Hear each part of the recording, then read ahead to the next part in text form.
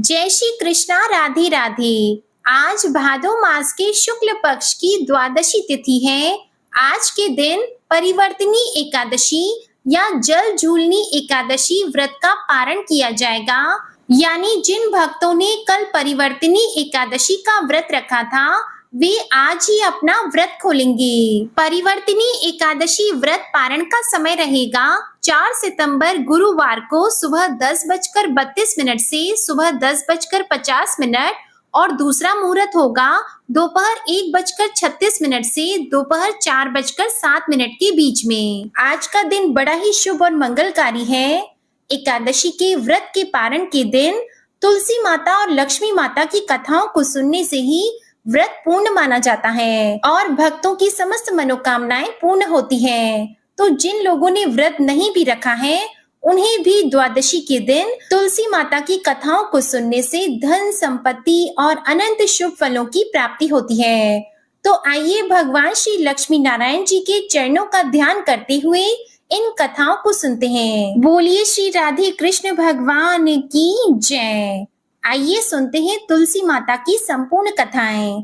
तुलसी माता को हरि प्रिया भी कहा जाता है। जितना भगवान श्री हरि विष्णु सोने चांदी हीरे मोती और रत्नों से प्रसन्न नहीं होते उतना सिर्फ तुलसी दल से प्रसन्न हो जाते हैं। सच्ची श्रद्धा भाव से तुलसी दल भगवान श्री विष्णु को अर्पित करने से मनुष्य के सभी संकट कट जाते हैं और मनोकामनाओं की पूर्ति होती है।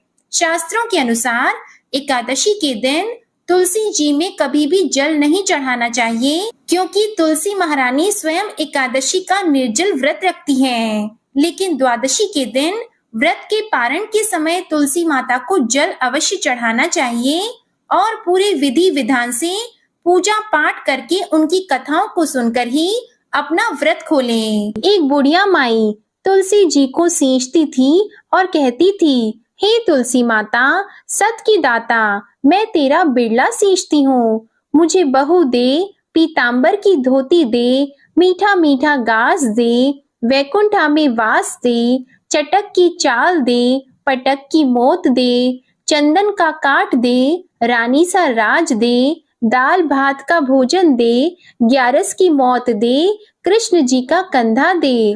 तब तुलसी माता यह सुनकर सूखने लगी तो भगवान ने पूछा, हे तुलसी तुम क्यों सूख रही हो? तो तुलसी माता ने कहा कि एक बुढ़िया रोज आती है और यही बात कह जाती है, मैं सब बात तो पूरा कर दूंगी लेकिन भगवान कृष्ण का कंधा कहाँ से लाऊंगी?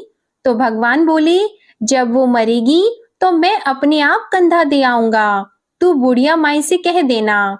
जब बुढ़िया माई मर गई सब लोग आ गए। जब माई को ले जाने लगे तो वह किसी से नहीं उठी। तो भगवान श्री कृष्ण एक बार 12 बरस के बालक का रूप धारण करके आए और बालक ने कहा, मैं कान में एक बात कहूंगा तो बुढ़िया माई उठ जाएगी। बालक ने बुढ़िया माई के कान में कहा, बुढ़िया माई मन की निकाल ले, पीतांबर की धोती ले, मीठा मीठा घास ले, वैकुंठा में वास ले, चटक की चाल ले, पटक की मौत ले, कृष्ण जी का कंधा ले। यह सुनकर बुढ़िया माई हल्की हो गई तो भगवान श्री कृष्ण ने उन्हें कंधा दिया और बुढ़िया माई को मुक्ति मिल गई। हे तुलसी माता, जैसे बुढ़िया माई को मुक्ति दी वैसे ही सबको देना। प्रेम से बोलिए श्री तुलसी महारानी की जय, भगवान श्री कृष्ण की जय। अब आप सुनिए तुलसी माता की दूसरी कथा। शिव पुराण के अनुसार पौराणिक समय में दैत्यों का राजा दंभ हुआ करता था। वह बहुत बड़ा विष्णु भक्त था। कई सालों तक उसके यहाँ संतान नहीं होने के कारण उसने शुक्राचार्य को अपना गुरु बनाकर उनसे श्री कृष्ण मंत्र प्राप्त किया। ये मंत्र प्राप्त करके उसने पुष्कर सरोवर में घोर तपस्या की। भगवान विष्णु उसकी तपस्या से प्रसन्न हुए और उसे संतान प्राप्ति का वरदान दे दिया। भगवान विष्णु के वरदान से राजा दंभ के यहाँ एक पुत्र ने जन्म लिया। इस पुत्र का नाम शंखचूड़ रखा गया। बड़ा होकर शंखचूड़ ने ब्रह्मा जी को प्रसन्न करने के लिए पुष्कर में घोर तपस्या की। तपस्या से प्रसन्न होकर ब्रह्मा जी ने उसे वरदान मांगने को कहा तब शंखचूड़ ने वरदान मांगा कि वह हमेशा अजर अमर रहे, वह कोई भी देवता उसे नहीं मार पाए। ब्रह्मा जी ने उसे ये वरदान दे दिया और कहा कि वह बद्री वन जाकर धर्मध्वज की पुत्री तुलसी जो तपस्या कर रही है उससे विवाह कर ले। शंखचूड़ ने वैसा ही किया और तुलसी के साथ विवाह के बाद सुखपूर्वक रहने लगा। उसने अपने बल से देवताओं, असुरों, दानवों, राक्षसों, गणधर्मों, नागों, किन्नरों, मनुष्यों तथा त्रिलोकी के सभी प्राणियों पर विजय प्राप्त कर ली। वह भगवान श्री कृष्ण का परम भक्त था।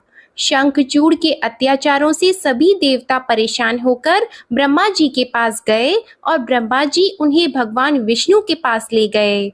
विष्णु ने कहा कि शंखचूड़ की मृत्यु भगवान शिव के त्रिशूल से ही होगी, अतः आप उनके पास जाएं। भगवान से उन्हें चित्ररथ नामक गण को अपना दूत बनाकर शंखचूड़ के पास भेजा। चित्ररथ ने शंखचूड़ को समझाया वह देवताओं को उनका राज्य लौटा दे, परंतु शंखचूड़ ने मना कर दिया और कहा कि वह महेश्वर से युद्ध करना चाहता है। भगवान शिव को जब ये बात पता लगी तो वे युद्ध के लिए अपनी सेना लेकर निकल पड़े और दानवों में घमासान युद्ध हुआ, परंतु ब्रह्मा जी के वरदान के कारण शंखचूड़ को देवता नहीं हरा पाए। भगवान शिव ने शंखचूड़ का वध करने के लिए जैसे ही अपना त्रिशूल उठाया, तभी आकाशवाणी हुई कि जब तक शंखचूड़ के हाथ में श्री हरि का कवच है और उसकी पत्नी का सतीत्व अखंडित है, तब तक इसका वध असंभव है। आकाशवाणी सुनकर भगवान विष्णु वृद्ध ब्राह्मण का रूप धारण कर शंखचूड़ के पास गए और उससे श्री हरि कवच दान में मांग लिया। शंखचूड़ ने वह कवच बिना किसी संकोच के दान कर दिया। शंखचूड़ का रूप बनाकर तुलसी के पास गए शंखचूड़ रूपी भगवान विष्णु ने तुलसी के महल के द्वार पर जाकर अपने विजयी होने की सूचना दी। ये सुनकर तुलसी बहुत प्रसन्न हुई और पति रूप में आए भगवान का पूजन किया। ऐसा करते ही तुलसी का सतीत्व तो खंडित हो गया और भगवान शिव ने युद्ध में अपने त्रिशूल से शंखचूड़ का वध कर दिया। तब तुलसी को जब पता चला कि वे उनके पति नहीं हैं, बल्कि वे तो भगवान विष्णु हैं, तो क्रोध में आकर तुलसी जी ने कहा कि आपने छल पूर्वक मेरा धर्म भ्रष्ट किया है और मेरे पति को मार डाला, अतः मैं आपको श्राप देती हूँ कि आप पाषाण होकर धरती पर रहें। तब भगवान विष्णु ने कहा कि देवी, तुम मेरे लिए भारतवर्ष में रहकर बहुत दिनों तक तपस्या कर चुकी हो। तुम्हारा ये शरीर नदी रूप में बदलकर गंडकी नामक नदी के रूप में प्रस्तुत होगा। तुम पुष्पों में श्रेष्ठ तुलसी का वृक्ष बन जाओगी और सदा मेरे साथ रहोगी। तुम्हारे श्राप को सत्य करने के लिए मैं पाषाण शालिग्राम बनकर रहूंगा। गंडकी नदी के तट पर मेरा वास होगा। प्रेम से बोले भगवान विष्णु और तुलसी माता की जय। आइए अब सुनते हैं गरीब ब्राह्मण और तुलसी माता की कहानी। एक नगर में एक गरीब ब्राह्मण अपनी पत्नी के साथ रहता था। वो भिक्षा मांगकर अपना सारा जीवन गुजारता था और भगवान की पूजा में लगा रहता था। वह उतनी ही भिक्षा मांगता था जिससे उसके और उसके परिवार का पेट भर सके। उस नगर का राजा बहुत धनवान और ब्राह्मणों का आदर करने वाला था। राजा किसी भी ब्राह्मण को अपने महल से खाली हाथ नहीं जाने देता था। दूर दूर से ब्राह्मण राजा के पास आते और उसे मुंह मांगा दान देकर आशीर्वाद देते हुए चले जाते। एक दिन ब्राह्मण की पत्नी ने ब्राह्मण से कहा कि दूर दूर के ब्राह्मण राजा से मनचाहा दान लेकर चले जाते हैं और तुम यहाँ के यहाँ एक दिन भी राजा के पास नहीं गए। जन्म भर कंगाली कहाँ तक झेलूं, आज तुम जाओ और राजा से कुछ मांग कर लाओ। ब्राह्मण ने अपनी पत्नी को समझाते हुए कहा कि तू तो बावरी है, हमें धन की क्या जरूरत, हमें इतना तो मिल ही जाता है जिससे हम अपना पेट भर सकें, और राजा का धन अच्छा नहीं होता, वो हमें नहीं लेना चाहिए। ब्राह्मण की पत्नी जिद पर अड़ गई और बोली, मैं तुम्हारी एक भी बात सुनने वाली नहीं हूँ। कब तक हम कंगाली में जीते रहेंगे? तुम तो रोज माला लेकर बैठ जाते हो। अपने बच्चों को क्या खिलाएं और क्या पहनाएं? जब बच्चे दूसरे बच्चों को पहनते ओढ़ते और खाते पीते देखते हैं तो उनका मन भी ललचाता है। आज तुम राजा के पास जाओ, राजा बहुत भला व्यक्ति है, वो हमें जरूर मुंह मांगा दाम देगा। मजबूर होकर ब्राह्मण राजा के महल की ओर चल दिया, पर राजा उस समय महल में नहीं था। ब्राह्मण को वापस लौटना पड़ा। दूसरे दिन ब्राह्मण की पत्नी ने ब्राह्मण को फिर से महल भेजा, परंतु राजा फिर से महल में नहीं मिला। तीसरे दिन राजा महल में मिल गया और उसने ब्राह्मण का स्वागत किया और उसे आसन पर बैठाया और 2 दिन ना मिल पाने के लिए क्षमा भी मांगी। राजा ने कहा, मैं आपकी क्या सेवा कर सकता हूँ? ब्राह्मण ने कहा, जो मैं मांगू तो आप दे सकेंगे। राजा ने कहा, हाँ कहिए, मैं आपकी क्या सेवा कर सकता हूँ? ब्राह्मण ने निवेदन किया, महाराज मैं कुछ और नहीं चाहता, बस आप मुझे अपने पसीने की कमाई से 4 पैसे दान में दे दीजिए। ब्राह्मण की बात सुनकर राजा चौंक गया और सोचने लगा, खजाने में बहुत सारा धन पड़ा है, पर मेरी मेहनत की एक कौड़ी भी नहीं है। राजा ने ब्राह्मण से कहा, आप मुझे 1 दिन का समय दें, मैं कल आपको आपका मुंह मांगा दान दूंगा। ब्राह्मण को जब खाली हाथ देखा तो पत्नी बोली, क्या हुआ? राजा ने कुछ नहीं दिया। ब्राह्मण बोला, राजा ने कल देने के लिए कहा है। ब्राह्मण की पत्नी सोचने लगी, शायद इन्होंने बहुत सारा धन मांगा होगा और राजा को इसकी व्यवस्था करने में समय लग रहा होगा, इसलिए कल बुलाया है। दूसरी ओर राजा ने अपने राजसी कपड़े बदलकर फटे पुराने कपड़े पहने और मजदूर जैसा भेष बना लिया। जब राजा की पत्नी ने देखा और कारण पूछा तो राजा ने सब कुछ बताया। रानी बोली, मैं भी आपके साथ चलूंगी। राजा के हाँ कहने पर रानी भी पुरानी साड़ी पहनकर आ गई। इस प्रकार राजा और रानी मजदूरी की तलाश में शहर निकले। लुहारों के मोहल्ले में जाकर राजा ने आवाज लगाई, किसी को मजदूर चाहिए? तो आखिर एक लोहार ने उन्हें बुला लिया, जो पहिए पर हाल चढ़ाने की तैयारी कर रहा था। उसने राजा से कहा, देखो तुम्हें पहले खलात धोकनी पड़ेगी और जब आग आ जाए तो उसके बाद घन पीटना होगा। फिर रानी की ओर देखकर कहा कि तुम्हें कुएं में से पानी लेकर हौदी भरनी होगी और कोयले वाले घर से कोयला लेकर भट्टी में डालना होगा। तुम दोनों को दिन भर में 2-2 आने मिलेंगे। अगर काम पसंद हो तो बोलो, नहीं तो अपना रास्ता नापो। राजा रानी लुहार के बताए काम को करने लगे। राजा खलात धोकने लगा पर उसे काम ठीक से नहीं हो पा रहा था। लोहार नाराज होकर राजा को ठीक से काम करने के लिए कहता तो राजा जैसे तैसे अपना काम करने लगा। रानी भी कुएं से पानी भरकर लाने लगी। रानी के हाथ में फफोले हो गए। किसी तरह बड़ी कठिनाइयों से उसने पानी का हौद भरा। उसके बाद रानी कोयला लाकर भट्टी में डालने लगी। भट्टी में आग आने पर लोहार ने बाट भट्टी में से निकालकर पहिए पर जमाई और एक घन अपने हाथ में लेकर और एक राजा के हाथ में देकर कहा, देखो बारी बारी से घन इस पर पटकना, हाथ इधर उधर न हो पाए। राजा जोर जोर से घन पटकने लगा, लेकिन उसका निशाना ठीक नहीं बैठता। कभी घन हाल पर गिरता तो कभी पहिए पर। मजदूरों का ये हाल देखकर लोहारिन बड़बड़ाती हुई आई और लोहार से कहने लगी, तुमने कहां से ये नवसिखिए मजदूर काम पर लगाए हैं? इनसे काम नहीं होगा, ये मजदूर तुम्हारा सब काम बिगाड़ देंगे। राजा रानी उन दोनों की फटकार सुनते सुनते अपना काम मन लगाकर करते रहे। घन पटकते पटकते राजा का शरीर पसीने से तर हो गया और जोर जोर से सांसें चलने लगी। रानी भी पानी भरते भरते और कोयला झोंकते झोंकते थककर चूर हो गई। दोनों ने पूरे दिन बहुत मेहनत की। लुहार ने राजा रानी को 2-2 पैसे दिए, जिसे वो बड़ी खुशी से लेकर महल आ गए। आज उन्हें पता लगा कि मेहनत की कमाई कैसी होती है। राजा ने 4 पैसे अलग रख दिए और अगले दिन ब्राह्मण को बुलाकर उसे दे दिए। ब्राह्मण राजा को आशीर्वाद देकर घर लौटा और ब्राह्मणी से कहा, लो मैं राजा के हाथ से दक्षिणा ले आया हूँ। ब्राह्मणी खुश होकर दौड़ती हुई आई और जब उसने 4 पैसे देखे तो वह ठिठक कर रह गई और उन्हें दूर फेंक दिया। वो जल भुनकर ब्राह्मण से बोली, तुम जैसे दरिद्र से राजा के यहाँ जाकर भी कुछ न मांगा गया, शर्म भी नहीं आती। यह कहकर वह रूठकर चली गई और बहुत देर तक बड़बड़ करती रही। ब्राह्मण ने उन 4 पैसों को उठाकर तुलसी घर के पास रख दिया और सोचा, जब ब्राह्मणी शांत हो जाएगी तो जरूरत पड़ने पर उठा लेगी। परंतु कई दिनों तक पैसे वहीं रखे रहे और फूल बेलपत्र ऊपर से गिरकर मिट्टी में दब गए। ब्राह्मण और ब्राह्मणी दोनों ही उन सिक्कों के बारे में भूल गए।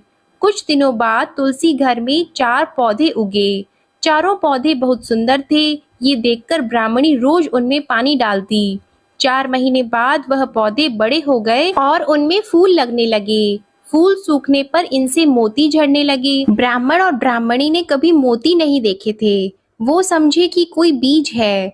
हर रोज कई फूल झड़ते और बहुत मोती। पूरे तुलसी घर में बिखर जाते। ब्राह्मणी उन मोतियों को समेटकर घर के एक कोने में डाल देती। इस तरह वहां मोतियों का ढेर लग गया। एक दिन एक सब्जी वाली आई। ब्राह्मणी को सब्जी लेनी थी, पर उसके पास पैसे नहीं थे। उसने सब्जी वाली से कहा, क्या तुम इन चमकदार चीजों के बदले सब्जी दे सकती हो?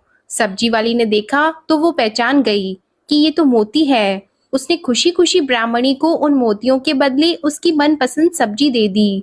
अब से हर रोज ऐसा होने लगा। ब्राह्मणी और सब्जी वाली दोनों खुश थे। सब्जी वाली यह सोचकर खुश थी कि मुझे 1 पैसे की तरकारी के बदले हजारों का माल मिलता है, और ब्राह्मणी ये सोचकर खुश थी कि इन चीजों के बदले सब्जी मिल जाती है। इस प्रकार कई महीने बीत गए। उधर राजमहल में कई राजहंस थे जो मोती चुगते थे। राजा का यह नियम था, जब राजहंस मोती चुग लेते थे, इसके बाद ही राजा और उनका परिवार भोजन करता था। एक समय बाद राजा का सारा धन उन मोतियों और दान देने में खर्च हो गया। अब राजा को मोती खरीदने के पैसे तक नहीं बचे। यह खबर पूरे नगर में फैल गई। ब्राह्मण और ब्राह्मणी को जब ये पता चला तो उन्होंने यही विचार किया कि राजा बहुत दानी और नेक दिल है। उसने अपना सब कुछ दान कर दिया, यहाँ तक कि शायद उनके पास खाने को भी कुछ नहीं है। ऐसे हालात में हमें उन लोगों की सहायता करनी चाहिए।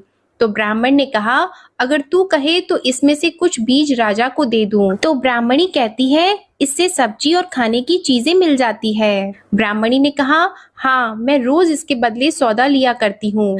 ऐसा कहकर ब्राह्मणी एक टोकरी बीज भर लाई। ब्राह्मण राजा के पास पहुंचा और उसे वो मोती दिए और राजा को सारी बात बताई। राजा उन मोतियों को देखकर चौंक गया। उसने मोती राजहंस को दिए। राजहंस उन्हें चुगने लगा। ये देखकर राजा ने ब्राह्मण से कहा, एक एक मोती सैकड़ों रुपयों का है। सच बताएं, आपके पास इतने मोती आए कहाँ से? ब्राह्मण बोला, महाराज, ऐसे तो हमारे घर पर बहुत हैं, और राजा को पूरी बात बताई। राजा अपने मंत्रियों के साथ ब्राह्मण के घर पहुंचे और उन चारों पेड़ों को देखा। पूछताछ में उन सिक्कों वाली बात सामने आ गई। जब पेड़ों को देखा तो उनकी जड़ के पास वही सिक्के चिपके हुए थे। आज ब्राह्मण और ब्राह्मणी को मालूम हुआ कि उनके पास लाखों करोड़ों की दौलत है, जिसे वो साधारण बीज समझते थे। ब्राह्मण ने सोचा कि मेरे लिए यह धन किस काम का। ऐसा सोचकर ब्राह्मण ने सारे मोती राजा को दान में दे दिए। राजा की आंखें खुल गई। मेहनत के धन की कीमत उन्हें मालूम पड़ गई। उस दिन राजा ने प्रण कर लिया कि मैं खजाने के पैसों से एक भी पैसा अपने खर्च में नहीं लगाऊंगा।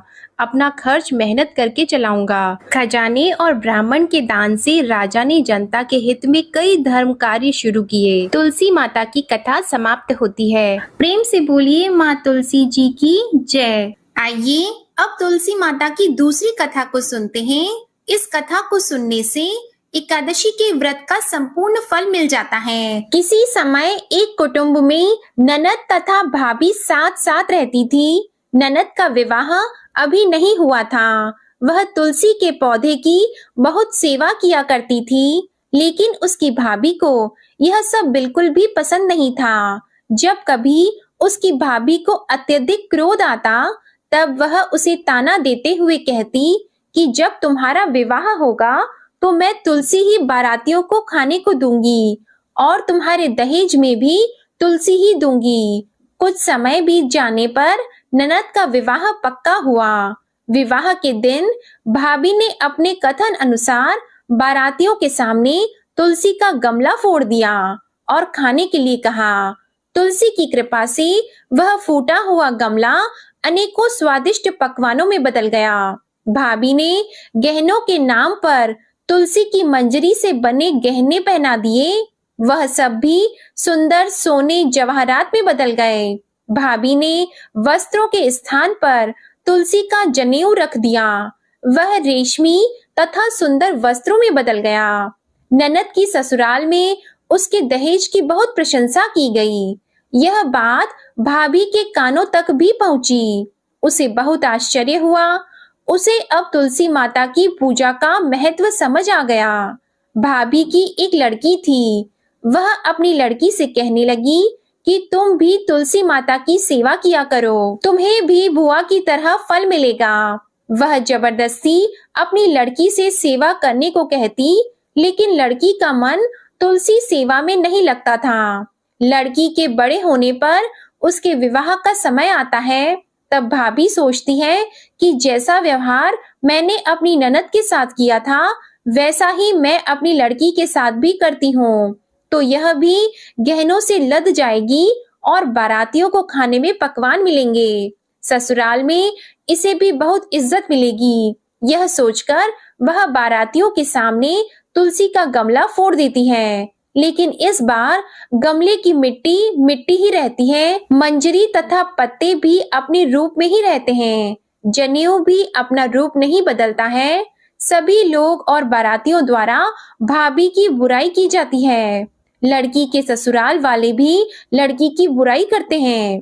भाभी कभी ननद को नहीं बुलाती थी। भाई ने सोचा मैं बहन से मिलकर आता हूँ। उसने अपनी पत्नी से कहा और कुछ उपहार बहन के पास ले जाने की बात कही, तो भाभी ने थैले में ज्वार भरकर कहा कि कुछ नहीं है, तुम यही ले जाओ। वह दुखी मन से बहन के पास चला गया। वह सोचता रहा कि कोई भाई अपने बहन के घर ज्वार कैसे ले जा सकता है। यह सोचकर वह एक गौशाला के पास रुका और ज्वार का थैला गाय के सामने पलट दिया। तभी गाय पालने वाले ने कहा कि आप गाय के सामने हीरे मोती तथा सोना क्यों डाल रहे हो। भाई ने सारी बात उसे बताई और धन लेकर खुशी से अपनी बहन के घर की ओर चल दिया। दोनों बहन भाई एक दूसरे को देखकर अत्यंत प्रसन्न होते हैं। प्रेम से बोलिए तुलसी माता की जय, शालिग्राम भगवान जी की जय। आइए अब तुलसी माता और भगवान गणेश की कथा को सुनते हैं। इस कथा को सुने बिना तुलसी विवाह व्रत पूर्ण नहीं माना जाता। एक बार देवी तुलसी विवाह हेतु वर ढूंढने के लिए तीर्थ यात्रा पर निकली थी और ढूंढते ढूंढते वह गंगा किनारे पहुंच गई। उस समय गणेश भगवान गंगा किनारे तप कर रहे थे। उन्हें देखते ही देवी तुलसी उन पर मोहित हो गई और उनके मन में गणेश भगवान से विवाह की इच्छा उत्पन्न हुई। फिर देवी तुलसी ने गणेश जी के पास जाकर उनका ध्यान भंग कर दिया। आंखें खोलने के बाद गणेश भगवान के सामने देवी तुलसी खड़ी थी, लेकिन सामने एक स्त्री है, इसलिए अपने क्रोध को नियंत्रण में रखकर गणेश भगवान ने पूछा, आप कौन है देवी और मेरा ध्यान भंग करने का क्या कारण है? तो जवाब में देवी तुलसी ने अपने परिचय के साथ गणेश जी से विवाह की बात कर ली। उत्तर में गणेश भगवान जी बोले, देवी मैं ब्रह्मचारी हूँ, इस वजह से मैं विवाह नहीं कर सकता। अपने विवाह प्रस्ताव के लिए ना सुनने के बाद देवी तुलसी क्रोधित हो गई और उन्होंने गणेश जी को श्राप दे दिया कि उनका ब्रह्मचर्य टूटेगा और उनके 2 विवाह होंगे। इस बात पर गणेश भगवान भयंकर क्रोधित हो उठे, क्योंकि एक तो वह स्त्री है, इसलिए ध्यान भंग करने पर भी गणेश जी ने कुछ नहीं कहा और इतनी विनम्रता से बात करने पर भी उन्हें श्राप दिया गया। फिर गणेश जी ने भी देवी तुलसी को श्राप दे दिया कि तुम्हारा विवाह शंखचूर्ण नाम के असुर के साथ होगा। एक देवी होकर भी उनका विवाह एक राक्षस से होगा। यह जानकर देवी तुलसी विचलित हो गई और विनायक जी से इस कठोर श्राप से मुक्ति दिलाने की क्षमा याचना करने लगी। फिर गणेश जी को तुलसी देवी पर दया आ गई। वे बोले कि मेरा श्राप तो बदल नहीं सकता, वह तो सच होकर ही रहेगा, लेकिन अगले जन्म में तुम एक पेड़ बनोगी और भगवान महाविष्णु जी को अत्यंत प्रिय होंगी। उनकी पूजा में भी तुम्हारा एक महत्वपूर्ण स्थान होगा और कलयुग के इंसानों को तुम मोक्ष का मार्ग दिखाओगी। लेकिन तुमने मेरा तप भंग किया है और मुझे ब्रह्मचारी होकर भी 2 विवाह का श्राप भी दिया है, इसलिए मेरी किसी भी प्रकार की पूजा में तुम निषिद्ध रहोगी। इस प्रकार देवी तुलसी गणेश भगवान की पूजा में निषिद्ध हो गई। प्रेम से बोलिए गणेश भगवान की जय। अब आप सुनिए लक्ष्मी माता की कथा। एक दिन माता लक्ष्मी जी की बड़ी बहन ज्येष्ठा ने उनसे कहा, कुछ दिनों से एक बात मेरे मस्तिष्क में कौंध रही है। सोचती हूँ कि तुमसे पूछूं या नहीं। ऐसी क्या बात है बहन? मन में जो कुछ भी है निसंकोच होकर पूछो। वैसे भी कोई बात मन में न रखकर उसका समाधान कर लेना ही बुद्धिमानी होती है। लक्ष्मी जी ने मुस्कुराकर कहा कि मैं अक्सर यही सोचती रहती हूँ कि सुंदरता में हम दोनों बराबर हैं। फिर भी लोग तुम्हारा आदर करते हैं और मैं जहाँ भी जाती हूँ वहाँ उदासी छा जाती है। मुझे लोगों की घृणा और क्रोध का शिकार होना पड़ता है, जबकि हम दोनों सगी बहनें हैं। ऐसा क्यों है? तब लक्ष्मी जी ने हंसकर कहा, सगी बहन या समान सुंदरता होने से ही आदर नहीं मिलता है। उसके लिए अपने को भी कुछ करना चाहिए। लोग मेरा आदर इसलिए करते हैं क्योंकि मैं उनके घर पहुँचते ही सुख के साधन जुटा देती हूँ। संपत्ति और वैभव से आनंदित होकर लोग मेरा उपकार मानते हैं, तभी मेरी पूजा करते हैं। उधर तुम्हारा यह हाल है कि जिसके यहाँ भी तुम जाती हो उसको गरीबी, रोग और आपदा सहन करनी पड़ती है। इसी वजह से लोग तुमसे घृणा करते हैं। कोई तुम्हारा आदर नहीं करता।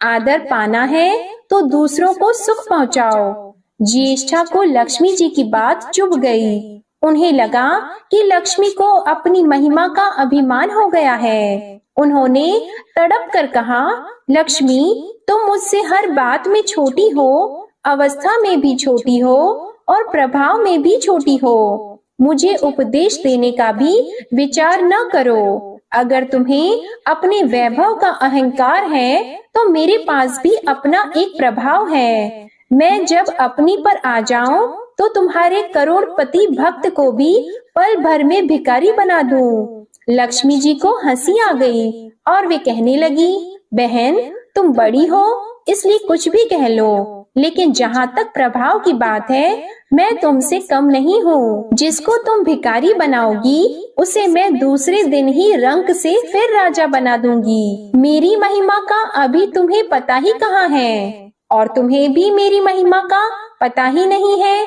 जिसकी तुम सहायता करोगी उसे मैं दाने दाने के लिए भी मोहताज कर दूंगी। देखो बहन, दाने दाने के लिए तो तुम उसे मोहताज कर सकती हो। जिससे मैं रूठ जाऊं, जिसके सिर पर मेरा वरद हस्त न हो, उसका तुम कुछ भी बिगाड़ सकती हो। परंतु जिस पर मेरी कृपा दृष्टि है उसका कोई भी बाल तक बांका नहीं कर सकता।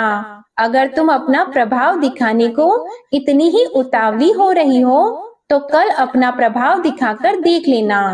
ठीक है, बोलो कहाँ चले? दूर क्यों जाएं? पास ही अनुराधापुर है, उसमें एक ब्राह्मण रहता है, दीनानाथ।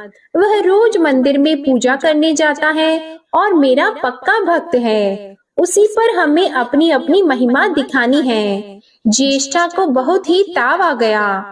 उन्होंने हाथ झटक कर कहा, ठीक है और चली गई। लक्ष्मी जी वहीं खड़ी खड़ी बहन के क्रोध और अहंकार पर मुस्कुराती रहीं। दूसरे दिन दोनों बहनें अनुराधापुर के विष्णु मंदिर में पहुंची। उन्होंने अपना वेश बदल रखा था। साधारण स्त्रियों की तरह वे दोनों मंदिर के द्वार पर बैठ गईं। लोगों ने देखा अवश्य, किंतु किसी ने उनकी ओर खास ध्यान नहीं दिया। ध्यान देने वाली कोई खास बात थी भी नहीं। वह मंदिर था और वहाँ हर रोज दीन दुखी आते जाते रहते थे। वहाँ आने वाले सभी किसी न किसी परेशानी में घिरे रहते थे। फिर भला उन्हें किसी दूसरे की परेशानी से सरोकार हो सकता था?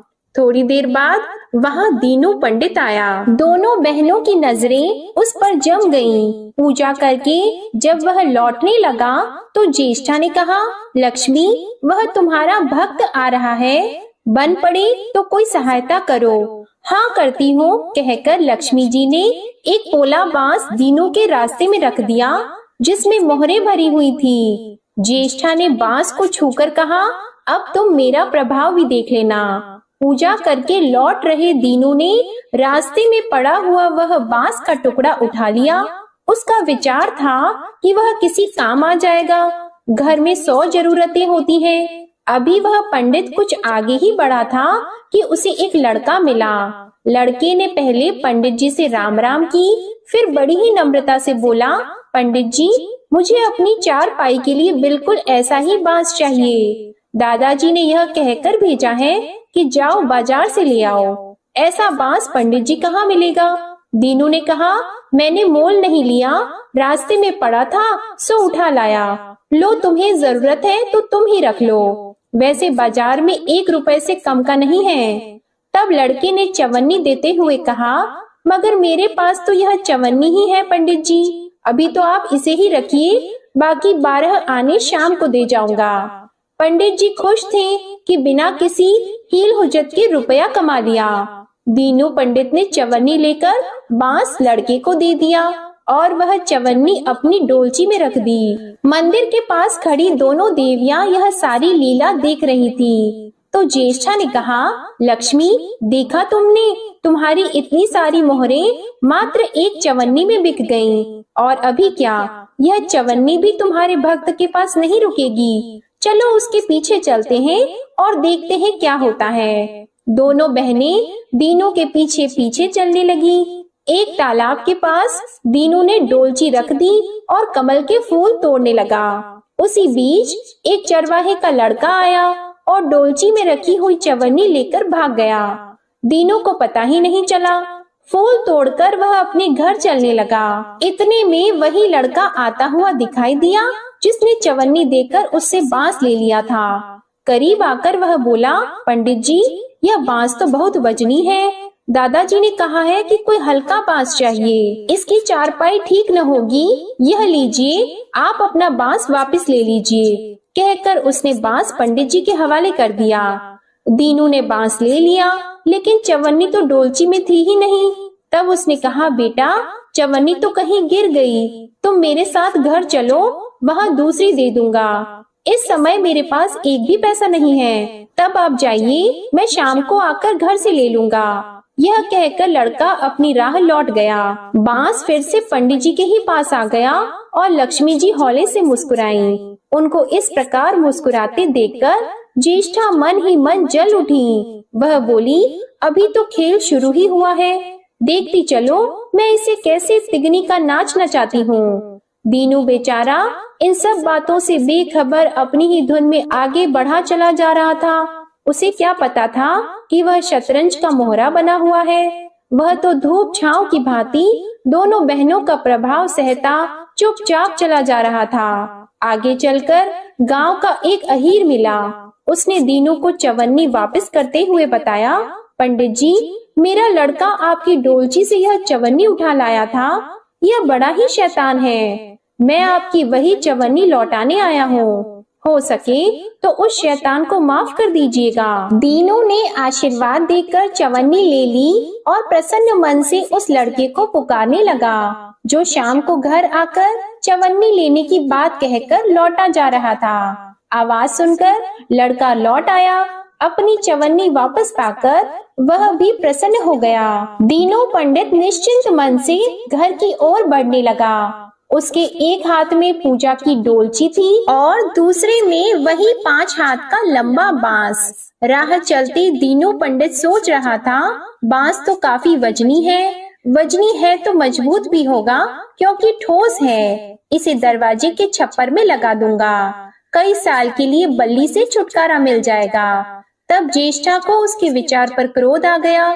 लक्ष्मी जी के प्रभाव से दीनू को लाभ होता देखकर वह मन ही मन बुरी तरह जली जा रही थी। जब उन्होंने देखा कि पंडित का घर करीब आ गया है, तो कोई उपाय न पाकर उन्होंने दीनू को मारने डालने का विचार किया। उन्होंने कहा, लक्ष्मी, धन संपत्ति तो मैं छीन ही लेती हूँ, अब तुम्हारे भक्त के प्राण भी ले लूंगी। देखो वह किस तरह तड़प तड़प कर मरता है। और वह तुरंत सांप बनकर दीनू की ओर दौड़ पड़ी। लक्ष्मी जी को तनिक भी घबराहट नहीं हुई। वह उसी तरह खड़ी खड़ी मुस्कुराती रही। सहसा दीनू चौंक पड़ा। एक भयानक सांप फन उठाए उसकी ओर झपट रहा था। प्राण तो सभी को प्रिय होते हैं, उपाय रहते कोई अपने को संकट में नहीं पड़ने देता। दीनू ने पगडंडी वाला रास्ता छोड़ दिया और एक ओर को भागने लगा, लेकिन सांप बनी ज्येष्ठा उसे भला कहाँ छोड़ने वाली थी। वह तो उस गरीब के प्राणों की प्यासी हो चुकी थी। वह भी दीनू के आगे पीछे दाएं बाएं बराबर दौड़ती ही रही। दीनू घबरा गया। उसने हाथ जोड़कर कहा, नाग देवता, मैंने तुम्हारा कुछ नहीं बिगाड़ा, शांति से अपनी राह लौट जाओ। आखिर क्यों मुझ गरीब के पीछे पड़े हो? व्यर्थ में किसी ब्राह्मण को सताना अच्छी बात नहीं है। लेकिन वह नाग तो ज्येष्ठा का रूप था, जो दीनू को किसी भी तरह डसना चाहता था। प्रार्थना पर कुछ भी ध्यान न देकर वह सांप एक बारगी फुफकारता हुआ झपट पड़ा। जब दीनू ने देख लिया कि बिना संघर्ष किए अब जान नहीं बचेगी, तो उसने प्राण रक्षा के लिए भरपूर जोर लगाकर वही बांस सांप के ऊपर दे मारा। धरती से टकराते ही बांस के 2 टुकड़े हो गए और उसके भीतर भरी हुई मोहरें खन खनाकर बिखर गईं, जैसे लक्ष्मी जी हंस रही हों। दीनू के मुंह से हैरतपूर्ण चीख सी निकली। अरे! थोड़ी देर के लिए वह ठगा सा खड़ा आंखें फाड़े उन मोहरों की ओर देखता रहा। एक पल के लिए तो वह सांप को ही भूल गया, परंतु फिर जैसे उसे झटका सा लगा, सांप का ध्यान आते ही उसने उसकी ओर गर्दन घुमाई तो देखा कि बांस की चोट से सांप की कमर टूट गई है और वह लहूलुहान अवस्था में झाड़ी की ओर भागा जा रहा है। दूसरे क्षण वह मोहरों पर लौट गया और कहने लगा, तेरी जय हो लक्ष्मी माता, जीवन भर का दारिद्र्य आज दूर हो गया। तेरी महिमा कौन जान सकता है। चलो अब घर में बैठकर तुम्हारी पूजा आरती करूंगा। और फिर जल्दी जल्दी उसने सारी मोहरें अंगोछी में बांध दी और लंबे लंबे कदमों से घर की ओर चल दिया। पीछे एक पेड़ की छाया में खड़ी माता लक्ष्मी अपनी बहन ज्येष्ठा से मुस्कुराकर पूछ रही थी, कहो बहन, सच बताना, बड़प्पन की थाह मिली कि अभी नहीं? बड़प्पन किसी को कुछ देने में ही है, उससे छीनने में नहीं। ज्येष्ठा ने कोई उत्तर नहीं दिया। वह चुपचाप उदास खड़ी रही और लक्ष्मी जी ने उनका हाथ पकड़कर कहा, फिर भी हम दोनों बहनें हैं, जहाँ रहेंगी साथ ही रहेंगी। प्रेम से बोलिए माता लक्ष्मी और भगवान विष्णु जी की जय। अब आप सुनिए तुलसी माता की आरती। तुलसी महारानी नमो नमो, हरि की पटरानी नमो नमो। तुलसी महारानी नमो नमो, धन तुलसी पूरण तप कीनो, शालिग्राम बनी पटरानी नमो नमो। तुलसी महारानी नमो नमो, हरि की पटरानी नमो नमो। जाके पत्र मंजरी कोमल, श्रीपति कमल चरण लपटानी नमो नमो। तुलसी महारानी नमो नमो, हरि की पटरानी नमो नमो। कौन से महीने बोई रानी तुलसा, कौन से महीने हुई हरियाली नमो नमो। कौन से महीने हुई तेरी पूजा, कौन से महीने हुई पटरानी नमो नमो। तुलसी महारानी नमो नमो, हरि की पटरानी नमो नमो। आषाढ़ मास में बोई रानी तुलसा, सावन मास में हुई हरियाली नमो नमो। तुलसी महारानी नमो नमो। कार्तिक मास में हुई तेरी पूजा, मंगसिर मास में हुई पटरानी नमो नमो। तुलसी महारानी नमो नमो। धूप दीप नैवेद्य आरती, पुष्पन की वर्षा बरसानी नमो नमो। तुलसी महारानी नमो नमो। 56 भोग 36 व्यंजन, बिन तुलसा हरि एक न मानी नमो नमो। तुलसी महारानी नमो नमो। जो तुलसी को सवेरे गाए, श्री कृष्ण के दर्शन पाए, नमो नमो। तुलसी महारानी नमो नमो। जो तुलसी को दोपहर में गाए, खीर खांड का भोग लगाए, नमो नमो। तुलसी महारानी नमो नमो। जो तुलसी को सांझ को गाए, श्री कृष्ण की आरती उतारे, नमो नमो। तुलसी महारानी नमो नमो। जो तुलसी को रात को गाए, श्री कृष्ण के चरण दबाए, नमो नमो। तुलसी महारानी नमो नमो। सभी सखी मैया तेरो यश गावे, भक्ति दान दीजिए महारानी, नमो नमो। तुलसी महारानी नमो नमो। तुलसी महारानी नमो नमो। हरि की पटरानी नमो नमो। प्रेम से बोलिए तुलसी माता की जय, लक्ष्मी माता की जय, भगवान विष्णु जी की जय। आज की कथा पसंद आए तो वीडियो को लाइक करके चैनल भी सब्सक्राइब कीजिएगा और कमेंट में राधे कृष्ण भगवान की जय जरूर लिखिएगा। जय श्री राधे कृष्णा।